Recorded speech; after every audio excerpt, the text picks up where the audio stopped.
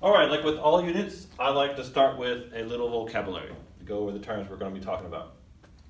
First off, factor, to break up numbers, to break up into numbers that can be multiplied together to get the original number.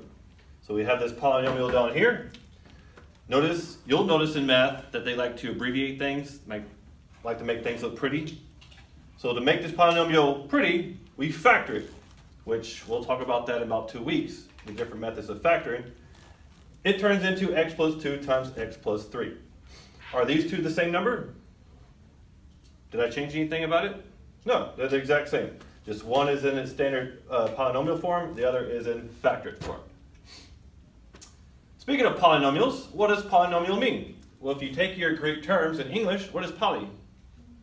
More, or many. And what do you think nomial could mean?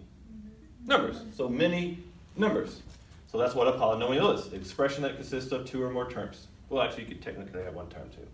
So here we have polynomials with 3 different terms. What happens if you have a polynomial with 1 term? What does mono mean? 1. As we see here, I have 5x squared, just 1 term. That's a monomial. When you have 1, you have 2. Binomial means 2 terms. Notice I have an 2x and a plus 5. Separated by an operation, I have 1 term, which is 2x, and another term, which is 5. What do you think's next?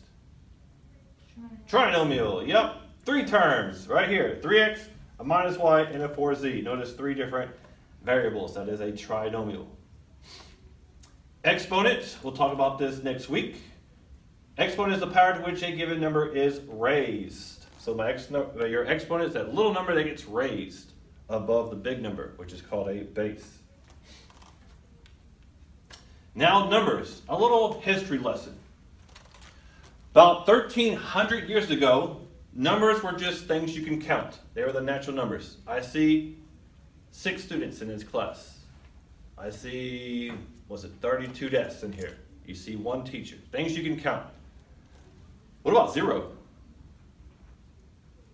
You know they debated for like 200 years whether or not to put 0 in the natural number. Can you naturally see 0? Can you? That's what I'm talking about. It took them 200 years to figure it out. Can you see 0?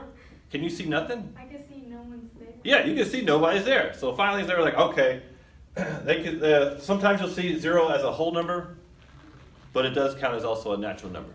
So you can not see nothing. Like I don't see any birds in this class. I see 0 birds. And that was just 1,300 years ago.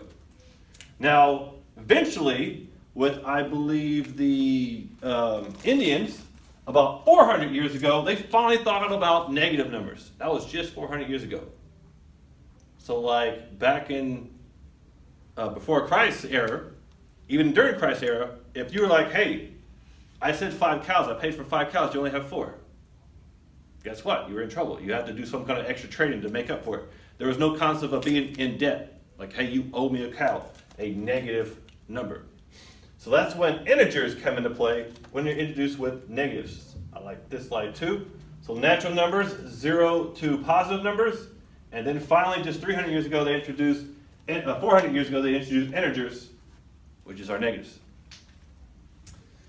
And then they thought about fractions. What about half of a cow? Okay, that doesn't make any sense. What about half of an apple?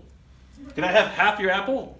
And that is rational numbers, which is another way of saying what?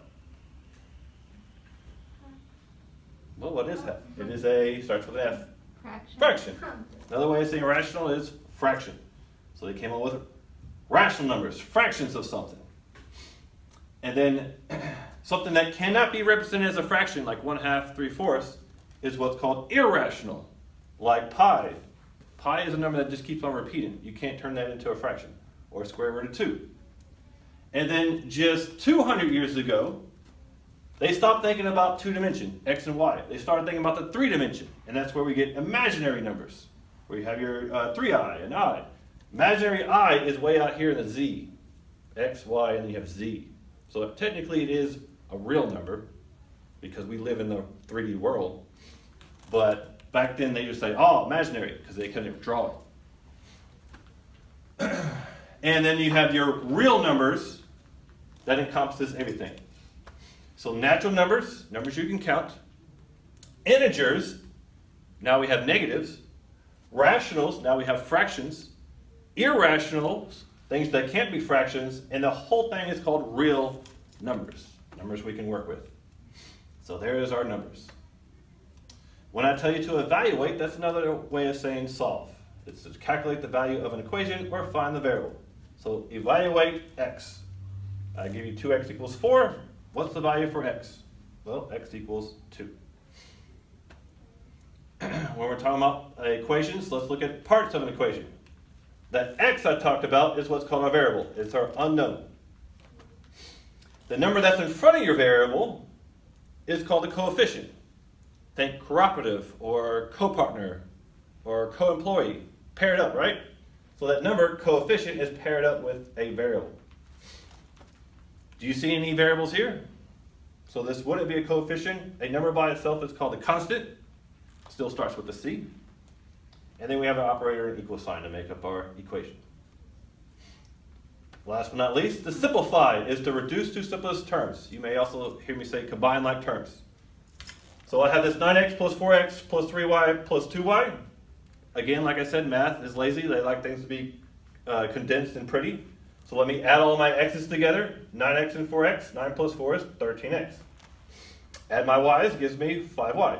Are these two the same? Yeah, they're the same. I didn't change nothing. I just combined my terms together. And then now you're ready to go do the vocabulary assignment on Schoology. So go ahead and do that.